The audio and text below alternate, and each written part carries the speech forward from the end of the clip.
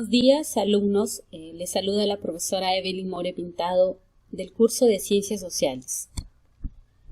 El día de hoy vamos a tocar un tema muy interesante sobre el origen de los primeros hombres en la Tierra. El propósito de la clase, conocer los rasgos principales de los primeros hombres en la Tierra. Bien, jóvenes, a continuación vamos a observar un fragmento de un video sobre cómo se dio el origen de la creación del hombre en la Tierra.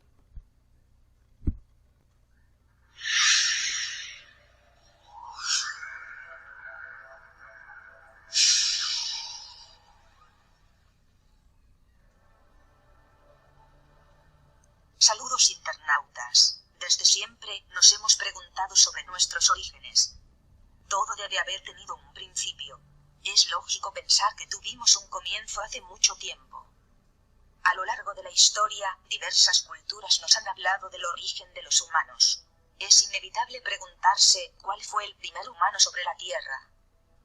En los próximos minutos, vamos a explicar varias ideas y teorías científicamente comprobadas sobre nuestros orígenes.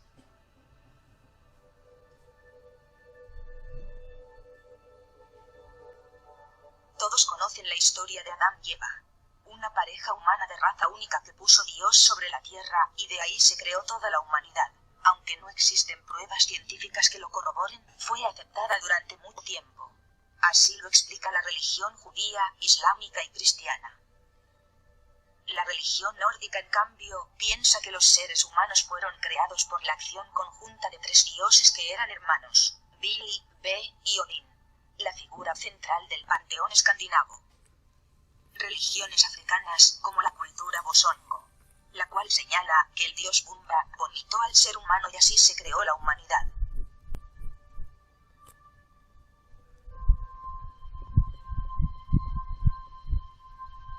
Charles Robert Darwin descubrió que todos los seres vivos del planeta pasan por un proceso de cambio y evolución con el tiempo. Las especies siguen un proceso que toma muchísimos años y van evolucionando por medio de la selección natural. Pero ¿por qué hay evolución? Cuando un organismo deja, por ejemplo, de contar con alimento suficiente por cambios climáticos o por la llegada de una especie competidora, tiene dos opciones: extinguirse o adaptarse a las nuevas circunstancias. Evolucionar. Y entonces se ponen en marcha procesos que trastocan elementos profundamente enterrados en el ADN para realizar ajustes y seguir adelante. Por un lado, en cada generación surgen alteraciones genéticas durante la división celular, clave en el crecimiento de los seres vivos. El entorno, a su vez, también afecta al genoma y altera la activación de los genes. Variaciones de la partitura genética que pueden transmitirse de generación en generación. Son pequeñas mutaciones que van cambiando una especie con el paso del tiempo. Normalmente los cambios más significativos se ven en millones de años. Así, si hay un caballo ligeramente más grande que el resto, eso le permite tener cierta ventaja sobre el medio ambiente para sobrevivir más tiempo. Si los caballos más grandes siempre son los que sobreviven, con el tiempo irán naciendo caballos más grandes. Al cabo de millones de años obtendremos caballos mucho más grandes. En eso consiste la evolución. Aprovechar esa pequeña ventaja, ya sea física o mental, que te permita adaptarte al medio y sobrevivir más que el resto. El ser humano no es una excepción. Al parecer cambia con el paso del tiempo. Evidentemente tenemos muchas pruebas que confirman esta teoría. Los paleontólogos, y sobre todo sus críticos, bromeaban diciendo que todo lo que había quedado de la prehistoria del ser humano cabía en una mesa de billar. Pero no ha sido desde hace unos 100 años que los paleontólogos empezaron a interesarse por los principios del ser humano y confirmar las teorías de Darwin. Así se empezaron a encontrar herramientas, cráneos y esqueletos parecidos a los humanos pero diferentes. Gracias a las pruebas radioactivas del carbono 14, es posible datar a un fósil. Toda materia viva contiene una forma radioactiva del carbono 14. Pero esto no es suficiente. Solo puede datar hasta 50.000 años de antigüedad, por lo que también se miden los estratos de las capas de rocas y se mide la cantidad de elementos radioactivos. Cuanto más queda del elemento original, más joven es el fósil. Además, se mide en qué nivel de roca se encuentra. En geología, cuanta más profundidad, más antiguo es el fósil. Así se fueron descubriendo fósiles de cráneos cada vez más antiguos. No solo de hace miles de años, sino de millones de años. Cuanto más antiguo era el cráneo, menos se parecía a un humano. De esa manera, hemos podido hallar muchísimas especies prehumanas antes que la nuestra. Todo indica que los seres humanos no aparecieron como por arte de magia con todas sus facultades, sino que fue un proceso lento de cambio, evolución, adaptación y aprendizaje. Igual que las leyes del universo, cambio y evolución. Así que se puede decir que nunca hubo un primer ser humano. Quizá deberíamos preguntarnos cuándo fue el momento en que nos volvimos humanos.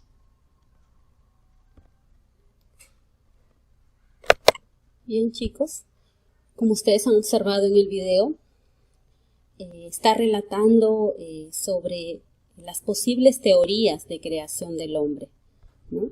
Nos hablaba de la teoría de la creación. Bueno, la teoría de la creación o creacionista es una teoría donde afirma que el hombre ha sido creado por un Dios a imagen y semejanza, ¿no?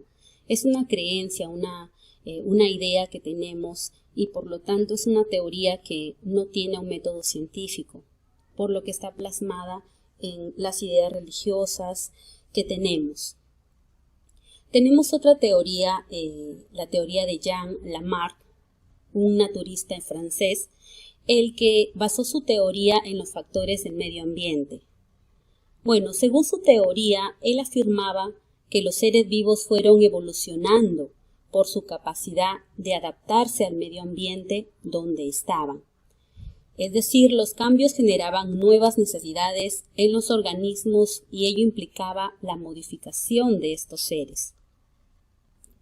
También tenemos la teoría de Charles Darwin, un naturista inglés, la teoría de la evolución biológica por selección natural, con el principio de la supervivencia del más apto. Es decir, la selección natural explica la desaparición de modificaciones genéticas no óptimas por falta o menor adaptación. Es decir, para él, los seres que podían sobrevivir y que podían reproducirse eran los que tenían mayor probabilidad de irse evolucionando con el tiempo. Aquí les mostramos los varios tipos de hombres que existieron a través de la historia. Entre los más resaltantes, por ejemplo, tenemos el Australopithecus, Homo habilis, Homo erectus, Homo neanderthals, Homo heidelbergensis y el Homo sapiens sapiens, que es el llamado hombre actual. Bien, para seguir con la explicación de la evolución del hombre, vamos a partir por el concepto de la hominización, que viene a ser la progresiva adquisición de las características que acabaron diferenciando a los homínidos del resto de primatos, es decir, de los monos. Los homínidos son familia de los primates con capacidad para andar sobre dos pies y la posición erguida, y también se dice que estaban dotados de inteligencia y habilidad manual. Dentro de las características más resaltantes de los homínidos tenemos la posición erguida, el bipedismo, es decir, caminar sobre dos piernas, el aumento del tamaño del cerebro y la disminución del tamaño de las mandíbulas y los dientes, el lenguaje simbólico, tenían la capacidad ya de expresar ideas por medio de sonidos y expresiones faciales. Entre los más importantes que vamos a estudiar tenemos al Homo sapiens neanderthalensis. Sapiens significa inteligente, un hombre que razona, un hombre que piensa. Y Neandertal, bueno, era el lugar donde se encontraron los primeros fósiles de esta especie, que fue en Alemania. Entre sus principales características de este hombre eran más robustos que los hombres de la actualidad, su capacidad craneal era mayor, realizaron instrumentos de piedra muy industrializados, desarrollaron su capacidad artística con la realización de objetos de adorno y realizaron ofrendas y rituales a sus muertos. Aquí observamos una imagen de este tipo de hombre. Como observamos, es muy semejante a los rasgos físicos, aunque un poco grotescos y robustos para los hombres del mundo actual. Seguimos con otro hombre, el llamado Homo sapiens sapiens, que es el hombre pensante o el hombre inteligente, el hombre actual. Los fósiles más antiguos se han encontrado en Etiopía y datan más o menos de unos 160.000 años. Se dice que estos hombres llegaron a América desde Asia por el estrecho de Bering hace 15.000 años.